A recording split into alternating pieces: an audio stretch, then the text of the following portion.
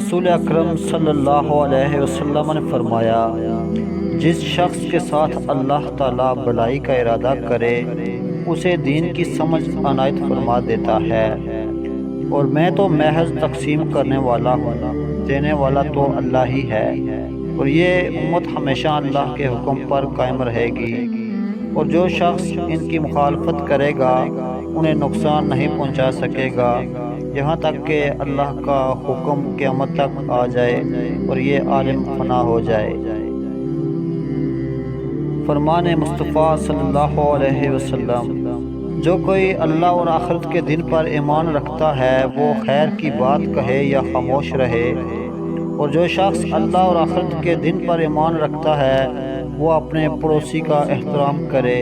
اور جو آدمی اللہ اور آخرت کے دن پر ایمان رکھتا ہے وہ اپنے مہمان کی عزت کرے۔ فلاح پانے والے رسول اکرم صلی اللہ علیہ وسلم نے ارشاد فرمایا، اس شخص نے فلاح پائی جس نے اپنے رب کی اطاعت کر لی اور اسے بقدر ضرورت رزق عطا کیا گیا، اور اللہ تعالیٰ نے جو اسے عطا کیا